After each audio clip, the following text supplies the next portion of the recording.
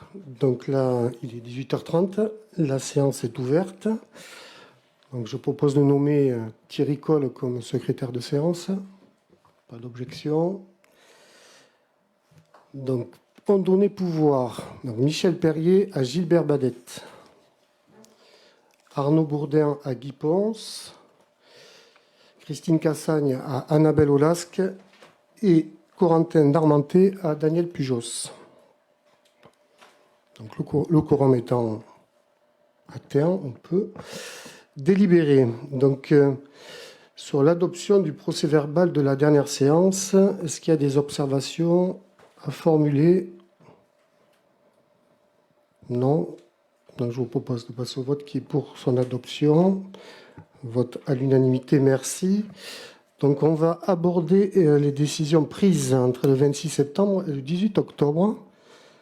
Et vu qu'il y a du monde qui est arrivé en salle et qu'on regarde aussi un peu les réseaux sociaux, donc je vais aborder la décision prise le 2023, la 107, la fourrière animale, avec la convention mise à disposition temporaire de box. Donc c'est l'association qui nous met à disposition des box pour un montant de 2500 € par an, et donc une convention pour 2023 et 2024. Donc juste pour être clair par rapport à l'association, donc où on reconnaît largement la mission qu'il réalise en tant que refuge et aussi fourrière pour la commune, parce que la fourrière communale, elle est inadaptée, elle est hors norme, donc il faut la refaire. Donc on ne peut pas. Donc c'est pour ça qu'il y a cette convention. Et rappeler quand même un peu quelques éléments. Donc c'est la mise à disposition du foncier, donc une convention en 2019, donc le 26 février, donc qui va du 1er mars 2019 au 28 février 2024, donc pour occuper un terrain d'une surface de 3000 m², donc à Thierrelague, avenue numérique, donc pour implanter un refuge pour chiens et chats, donc avec un montant de loyer de 500 € par an. À l'origine, c'est comme ça sur cette mise à disposition. Soit dit en passant, la décision du maire, elle a été signée qu'en juin 2020. C'est pas grave. La problématique que nous rencontrons avec cette mise à disposition du terrain, c'est que le terrain il se trouve en zone NER, donc espace naturel, espace remarquable. Et en plus de ça, une partie du terrain est concernée par un zonage Natura 2000. Donc normalement, un terrain inconstructible par rapport à la loi et par rapport à la loi littorale notamment. Donc l'association a eu une subvention de l'État pour faire des aménagements qui est pour l'instant en suspens parce que le problème c'est la qualité du terrain, le zonage qui pose problème. Où en est-on? Parce que là on est sur vraiment un problème d'urbanisme. Donc ce que je peux dire c'est que nous on s'en est rendu compte quand il a fallu et qu'on en a débattu ici, qu'on a voté, c'est par rapport à la déchetterie, qui faisait plus partie du PLU, qui était même plus dans le zonage. Donc on s'est rendu compte que la déchetterie et la fourrière, l'ancienne fourrière de la collectivité, n'étaient plus dans le zonage correspondant. Donc on a fait, et donc là, le CIVOM avait ce projet de réfection de déchetterie, donc c'est comme ça qu'on s'en est aperçu, et du coup on a fait une modification simplifiée qu'on a votée ici pour remettre ces terrains dans le bon zonage. Donc cette modification simplifiée, elle a pu être mise en œuvre parce qu'on a plaidé l'erreur matérielle. Voilà. Donc c'est grâce à ça qu'on a pu remettre ces deux terrains et que la déchetterie, il va y avoir les travaux qui vont commencer en 2024. Donc c'est la réhabilitation de la déchetterie. Sauf que le zonage NER est Natura 2000, on ne peut pas le modifier comme ça en modification simplifiée. Il faudrait faire une révision du PLU. Donc la révision du PLU, elle ne se fait pas que pour un zonage, elle se fait pour l'ensemble de la collectivité. Donc il faut mettre tout à plat. Et donc c'est ce qu'on a commencé à parler au précédent conseil. Donc c'est quelque chose qui va mettre du temps. Donc en attendant, il va falloir trouver une solution pour assurer ce service que mène l'association. Donc pour l'instant, il y a une convention. Donc s'il faut là, on a prévu une réunion le 30 octobre justement pour voir comment faire avec cette convention, comment s'il faut relocaliser, parce qu'on nous impose de relocaliser, mais comment il faudra relocaliser l'association. En tout cas, ça a toujours été ce que j'ai précisé, c'est qu'on ne les laissera pas tomber et qu'on essayera de trouver des solutions. Elles ne sont pas évidentes, mais on l'expliquera le 30 octobre, les pistes qu'on peut avoir et voir avec l'association si on peut s'entendre sur ces pistes qu'on aurait à proposer. Voilà, c'était un peu pour poser un peu les bases de cette problématique, mais peut-être que Guy Ponce, qui était adjoint à l'urbanisme, peut nous en dire plus. Pourquoi la collectivité a laissé construire sur un terrain inconstructible à l'époque. Donc, Guy, si tu veux intervenir. Que dire, cet espace était occupé d'abord par la fourrière, qui gérait bien des avantages pour... Je pense que la fourrière, elle est un peu plus haut. Bon. Oui, sur le terrain. C'est pas le même terrain, en fait. Ben écoutez, franchement, je sais pas, je peux pas vous donner d'informations là-dessus. Je connais pas très bien le dossier, mais je pourrais éventuellement. Ah, tu connais toi? Écoutez, je sais pas, franchement. Donc Katia, Donc je vais prendre la parole puisque vous en avez parlé, monsieur le maire. Donc on parle bien de la parcelle 40-184. Quand vous avez fait la demande de changement de PLU, je voudrais savoir pourquoi vous n'avez pas inclus le refuge. C'est-à-dire qu'il restait 3000 m² sur 1800 occupés aujourd'hui. D'autre part, la question qui se pose, est-ce que vous êtes prêt à changer le PLU pour ajouter cette fourrière, ce refuge, je veux dire? Nous étions prêts. Vous, on ne sait pas. D'autre part, vous avez abattu les pins sur Natura 2000 sans autorisation de la préfecture. Donc, comment vous pouvez abattre des pins et ne pas mettre ce refuge dans le PLU? Alors Katia, il va falloir que tu révises. Parce que sur le PLU, c'est vous qui l'avez réalisé en 2018 déjà. Quand tu as fait la demande de la déchetterie, je te parle moi. Katia, c'est chacun lève la main et on s'exprime les uns après les autres.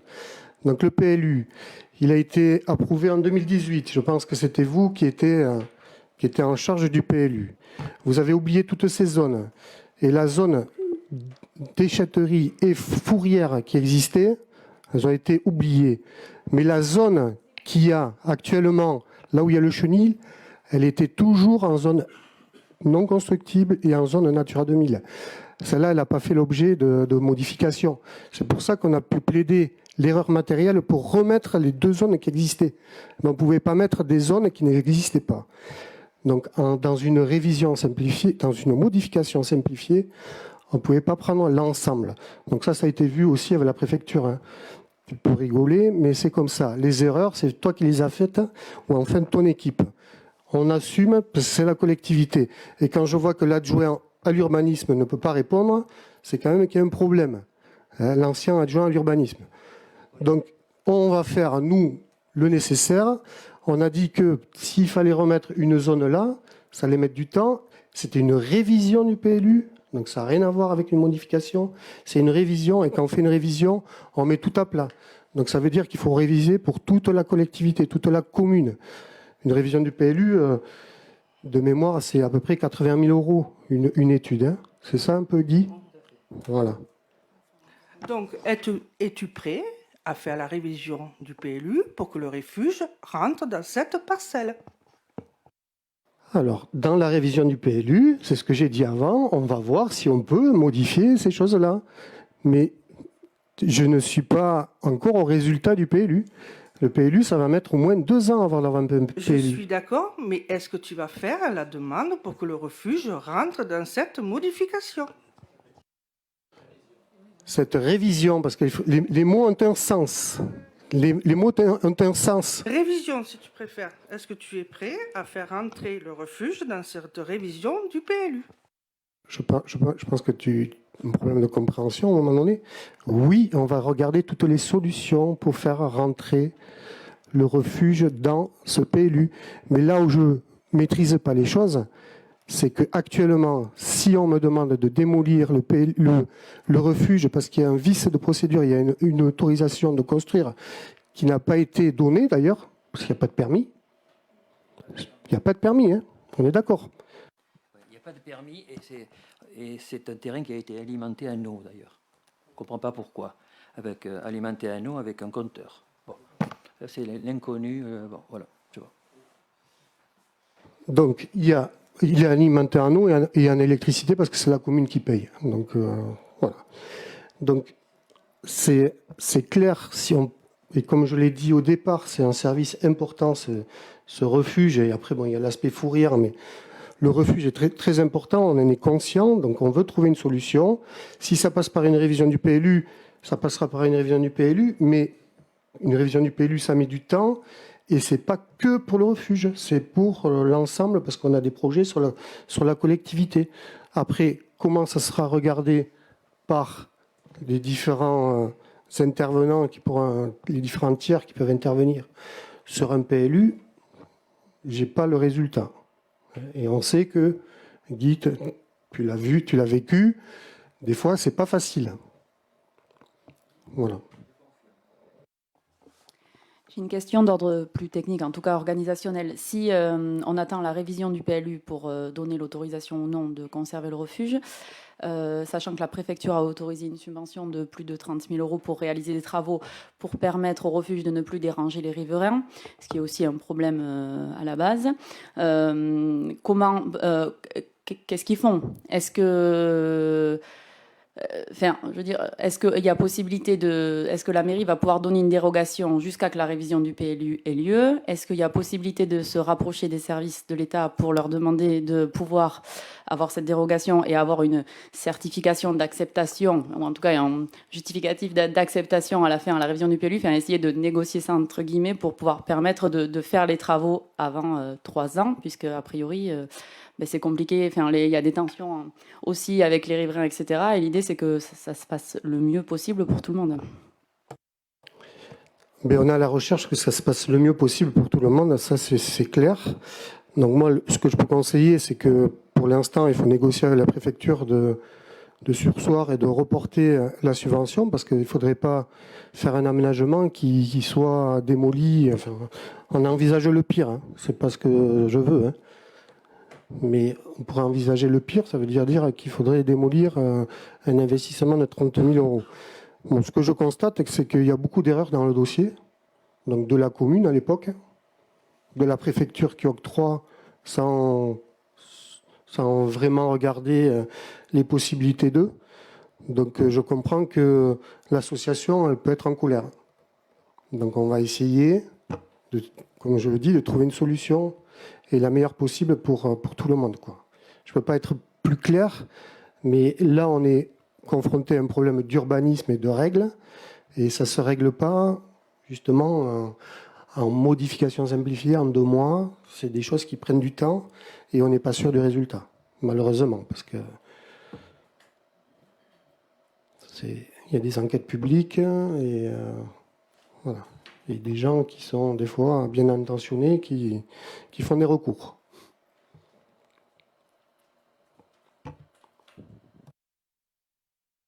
Sandrine? Oui, moi j'ai juste une question par rapport à ça, c'est qui peut exiger la destruction du centre? Parce que si c'est la préfecture alors qu'elle vient elle-même de donner une subvention, moi je ne comprends pas tout. Mais imagine un recours d'un tiers. Ça passe au tribunal et le juge il demande de démolir parce que la construction est illicite sur un terrain non constructible. Donc c'est pas le préfet, hein, c'est le juge. Mais qui l'a mis en exergue, ça, que c'était pas une zone constructible de base? Parce que ça fait, si c'était en 2020, ça fait du coup 3 ans que ça perdure et ça posait problème à personne. Et là, tout à coup, ça devient catastrophique, il faut tout détruire. Donc, je comprends pas tout. Nous, on a vu le terrain, parce que quand on a été voir pour les travaux de la déchetterie, je regarde Gilbert, parce que Gilbert il s'occupe de ça aussi, c'est là qu'on s'est aperçu que le chenil était sur une zone non constructible. Mais nous, on n'a pas dit qu'on allait les sortir. Hein. Moi, ce que je dis, c'est le risque, c'est si un tiers porte plainte actuellement, la fragilité du dossier. Parce qu'il y a une construction sur un terrain non constructible. Et moi, là, je vais être coincé. C'est tout. Et donc, je vais trouver une solution pour les déplacer ou pour à cet endroit-là, mais ça semble difficile. Et là, il faut engager une révision du PLU. Voilà. Mais le terrain dans le PLU, il était non constructible. C'était comme ça depuis 2018, hein, et même avant au niveau du poste, quoi. Mais c'est le document d'urbanisme de Mimizan qui est comme ça. Juste pour refaire l'historique, en fait, quand les services de l'État sont venus pour notre dossier et qu'on s'est aperçu que la déchetterie n'existait pas sur notre PLU, on en a profité pour que les 2 personnes des services de l'État aillent voir la déchetterie pour bien leur montrer que c'était une erreur matérielle. Et quand elles sont revenues de la déchetterie, elles nous ont dit non seulement la déchetterie y est, mais à côté il y a un refuge et ce refuge n'existe pas, il est en zone NER. Voilà, le début de l'histoire c'est celui-là.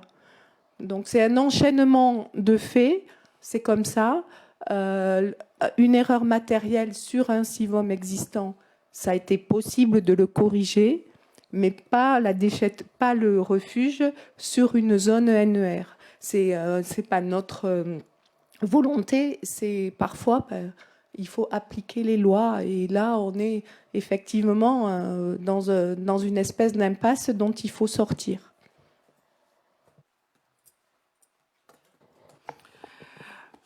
Donc, refuge et pension pour animaux. Il ne faut pas oublier le mot pension. On s'est battu, on se bat en ce moment pour sauver les cabanes sur les plages. Donc, je pense qu'on peut être aussi capable de se battre pour sauver le refuge et la pension. J'ai pas dit. Même si pour vous, ce n'est pas la même chose. Pour moi, c'est la même chose. Les animaux ont autant de valeur que des cabanes. C'est pas le propos, là. C'est que de se battre. Mais qu'est-ce que tu crois qu'on fait? Tu crois pas qu'on écrit, qu'on essaye de voir à la préfecture comment on peut régler le problème? Et que la préfecture, elle n'est pas gênée d'avoir octroyé 30 000 euros?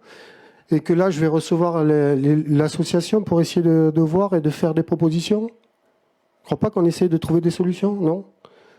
Mais là, on est en train de trouver des solutions à une erreur que tu as faite ou que vous avez fait, quand même. Nous avions, je t'ai redit tout à l'heure, vous êtes passé en juin 2020, on est bien d'accord. Nous avons peut-être signé avant, mais nous avions l'intention de modifier ceci. Vous, est-ce que tu es prêt à le faire, toi? Tu veux modifier quoi? Expliquez comment tu fais. On recommence la révision du PLU. Sur A2000, on est bien d'accord. Alors pourquoi avez-vous abattu les pins sur cette zone sans demander l'autorisation à la préfecture, sachant que ça fait partie du Natura 2000? Alors je vais laisser répondre Yvan sur les pins. Bon, effectivement, il y a eu un abattage d'arbres. C'était principalement d'ailleurs des peupliers plus que des pins. Une quarantaine d'arbres qui ont été abattus. C'était des peupliers qui avaient une quarantaine d'années, donc qui étaient loin d'être centenaires. Et c'est des arbres qui étaient au bout de leur vie parce qu'ils ont été fragilisés par des élagages et par des coups de vent.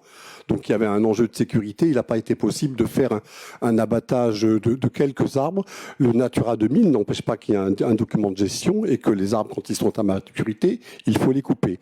Juste pour information, opération, le coût pour la commune de cette opération, contrairement à ce qui a pu être dit, il est d'à peu près 8 000 euros. C'est-à-dire qu'il y a eu une facture de 10 800 euros pour l'abattage des arbres et une vente de 2 000 et quelques euros. Le coût pour la collectivité, il a été précisément, puisque je l'ai marqué quelque part, de 7 862 euros. Voilà, la vente des quelques peupliers qui étaient... Je suis tout à fait d'accord avec toi, mais vous n'avez pas demandé l'autorisation à la préfecture pour faire cet abattage. Il n'y avait pas nécessité à faire une... Non, on a un document de gestion durable, on a un document...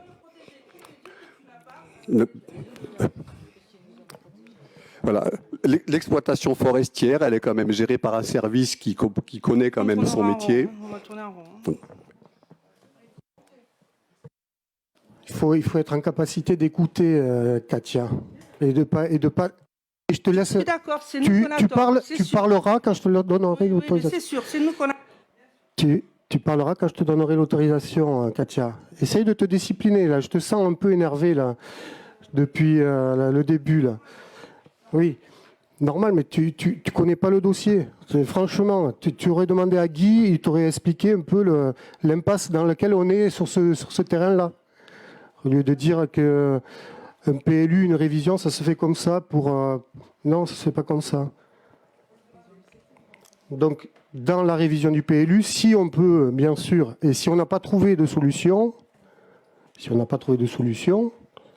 dans le PLU et dans la révision, il faudra qu'on trouve quelque chose pour mettre en refuge et une pension sur Mimizan, parce qu'on voit l'utilité.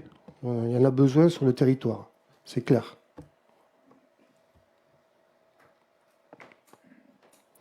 Et l'abattage des arbres, il a été fait en fonction d'une demande aussi, sur la dangerosité Voilà. du site. Non, il avait été souhaité qu'il n'y en ait que quelques-uns qui soient coupés ou élagués, et ça a été rendu impossible. L'expertise qui en a été faite a été de dire qu'ils étaient dangereux, et donc la mise en sécurité imposait leur abattage.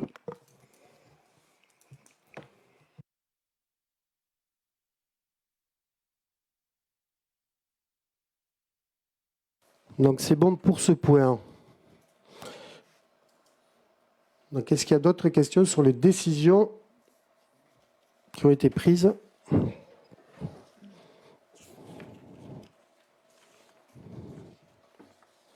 Non ? Donc on passe à l'ordre du jour. Donc le point 1,